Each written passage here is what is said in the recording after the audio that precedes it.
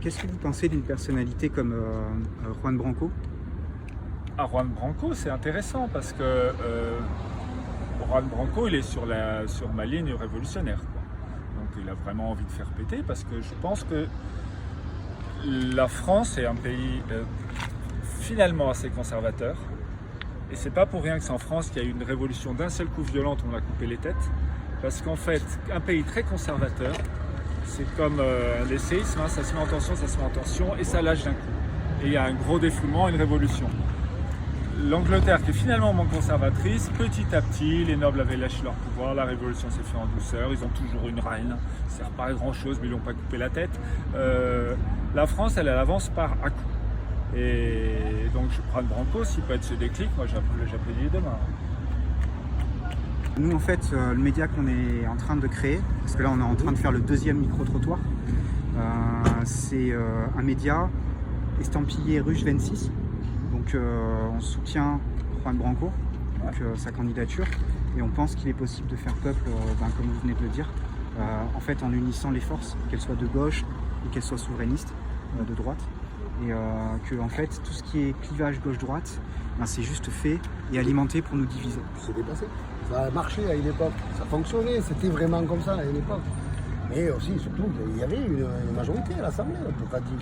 Puis il faudrait qu'il y ait la même majorité aussi au Sénat, parce que le problème c'est que quand ça passe à l'Assemblée, c'est bloqué au Sénat, et quand ça passe au Sénat, comme par exemple ils ont voulu réduire les avantages pour machin, ça passe au Sénat quand ça concerne l'Assemblée, et puis ça s'est bloqué à l'Assemblée. Il faut une double majorité sur les deux parlements, quoi. Et quelque chose qui a été révélateur, c'est le Covid en fait, parce qu'au moment du Covid, on a vu les socialopes, là, les Jaumiers, tout ça, mais vraiment, ils étaient atroces hein, sur l'obligation vaccinale, sur les mensonges. Et d'ailleurs, tous les Kouchner Boys, là, les Salomon, Véran, Buzyn, Lévy, tout ça, qui tenaient c'était des anciens socialopes. Et les LR étaient sur la même ligne, parce qu'en fait, c'est la ligne de la corruption, en fait. C'est ceux qui touchent l'argent des pharma. Et c'est là que j'ai vu que je préférais parler avec Philippot Asselineau et Mélenchon, qui était le seul anti-pass sanitaire à l'Assemblée, parce que c'était le seul à avoir des élus. Ces gens-là, on a vu que la ligne de départation droite-gauche, elle n'était pas si claire. Et les Asselineau et Philippot étaient clairement pour la liberté publique. Ils ont dénoncé les violences policières. Donc ça m'a un peu ouvert les yeux sur le souverainisme. Et donc c'est pas tout noir, tout blanc. Je pense qu'on peut travailler avec tous les gens dès lors qu'ils sont pas racistes. Moi c'est ma ligne c'est-à-dire je préfère travailler avec un Philippot, j'ai jamais entendu le moindre parole raciste dans sa bouche. Depuis qu'il est plus au FN. Oui, voilà. et même au FN, je suis pas sûr que ce soit lui qui le disait, mais bon voilà. Je préfère Dis-moi travailler. qui tu fréquentes, je te dirai qui tu es. Ah, voilà. Et par contre, moi, il y a un truc, c'est que j'aimerais qu'il n'y ait plus aucun millionnaire, ni député, ni ministre. Il y a 16 millionnaires dans le gouvernement qui viennent sortir, là. 16 millionnaires. Et quand on dit millionnaire, c'est pas celui qui a un million, hein. C'est à partir de 100 que tu es millionnaire. Et voilà. Il y a combien de milliardaires qui ne détiennent pas les médias? Voilà. Et aussi l'interdiction aux milliardaires de détenir des médias. Comme par exemple, vous allez aux États-Unis, par exemple, des Japonais ne peuvent pas détenir un média américain. Donc on devrait en France ne pas avoir la possibilité à des Bolloré et même à celui de Free là, d'avoir Le Monde, qui de Canal+, qui de... Et en fait, voilà, toute personne détenteur de compte avoir un moyen de pression sur les politiques. Sur les politiques, en fait, ils existent que parce que les médias en disent. Les médias ont la possibilité de faire et défaire un politique. Il dit ce mec est bien, c'est bien. Il tape jour et nuit sur Mélenchon. Avec voilà. C8, hein. Ouais. Voilà, c'est ça. C8 et CNews, ils ont fait la promo du Front National pendant des mois et des mois. Hein. Et donc, sur le principe, toute personne qui détient des médias devrait être interdit de détenir un autre business. Alors encore plus d'Assaut qui détient carrément des armes. Donc là, il peut influencer sur les politiques pour la guerre en Ukraine.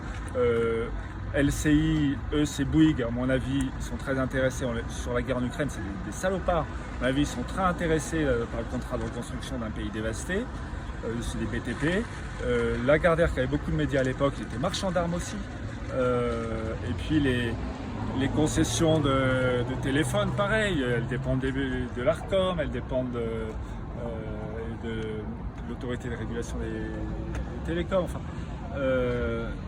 ça devrait être complètement interdit. Et ça, ben, si on demande gentiment, ça ne va pas venir. Non. Si on demande gentiment... Et légiférer sur, par exemple, pour faire en sorte que les médias soient uniquement, exclusivement des scopes. Est-ce que ça fait sens pour vous?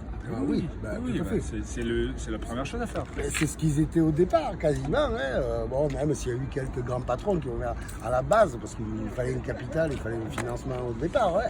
Alors, dans un premier temps, on peut aussi, parce qu'il y a eu un sacré hold-up aussi. C'est-à-dire que les médias, il faut avouer, ils sont en perte de vitesse parce que les gens s'informent par Internet.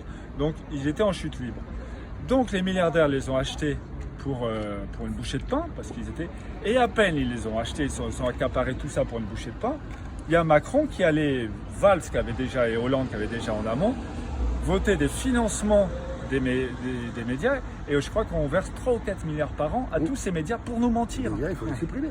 Donc, on pourrait déjà dire que toute subvention du jour au lendemain, on pourrait dire que c'est zéro si le média n'est pas complètement indépendant, s'il est détenu par quelqu'un qui fait un autre business. Ça, c'est facile. Du jour au lendemain, on fait ça. Et donc, ils auront au moins, s'ils veulent nous faire de la propagande, qu'ils se la payent, qu'ils se payent pas la propagande, qu'ils nous disent pas l'argent ruisselle avec notre argent, quoi. Voilà, c'est ruisselle, mais il n'arrive jamais en bas. Ouais. Il faut voir une chose, c'est qu'on a fait des actions quand même intelligentes par rapport à pendant les retraites, où là c'était la CGT ou les partis qui avaient repris le... Là c'est resté citoyen aujourd'hui. Alors, la CGT avait fait, après le rapport de force n'a pas réussi à marcher, mais eux ils étaient quand même dans les grèves, dans le blocage du pays. Je dis pas qu'ils n'y étaient pas, je dis juste que non mais ils ont essayé. Non. Après on est... C'était des mouvements... ouais. Non, je suis pas d'accord. C'était des mouvements citoyens pour les grèves. Pour les retraites, les syndicats ont appelé aussi, je dis pas le contraire. Mais avant tout, il y avait quelque chose de citoyen. Et c'est eux qui arrivaient avec leur matériel, machin. C'est comme pour les gilets jaunes, les syndicats, ils disent ouais, vous vouliez pas de nous. Non, on voulait de vous, mais sans vos gilets PCF, sans vos gilets FO, CGT, vous veniez sans gilet ou avec un gilet jaune. Pas de problème, on en avait, nous. Hein. Moi, j'étais sur Montélimar, après à Vivier. On avait des gens qui étaient de LFI. Mais quand ils venaient les gilets jaunes, sur les ronds-points... Je vous comprends, parce qu'au moment de la crise des gilets jaunes, il y a un moment, les syndicats se sont mis avec vous. Ils ont voulu, ce moment. Ils ont voulu. Après, ils sont partis, ils vous ont laissé vous faire tabasser tout seul. Voilà. Donc, il y a une rancœur. Par contre, ils nous ont appelés quand ils voulaient faire grève. Là, moi, j'ai le gars de la CGT, il est venu pour qu'on aille manifester avec eux. Par contre, le week-end, ils ne voulaient pas venir avec nous sur les ronds-points, sans leur gilet rouge. Non, mais il faut enterrer les rancœurs. Les gilets jaunes, les gilets rouges, tout le monde est bienvenu pour moi.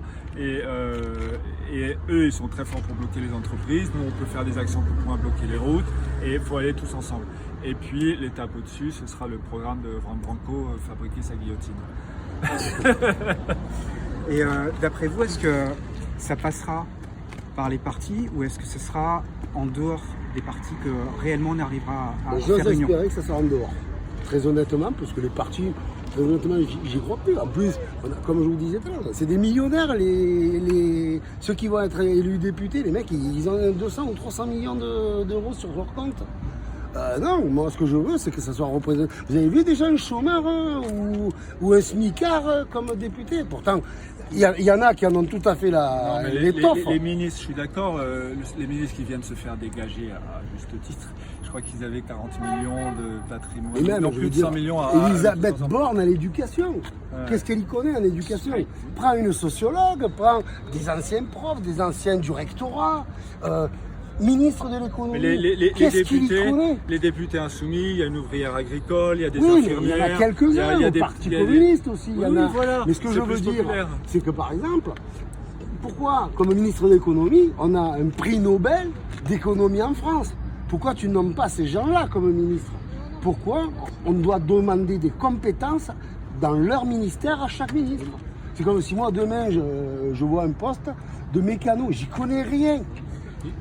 Eh bien, on va me donner le boulot parce que voilà, je suis le copain du patron et moi, il y a des gens qui vont partir avec une voiture avec les roues qui sont mal vissées. Voilà. Et bien là, c'est pareil, on met des ministres sans compétence. Il faut nommer des gens compétents. Parce que la compétence, ça va aussi avec le contrôle.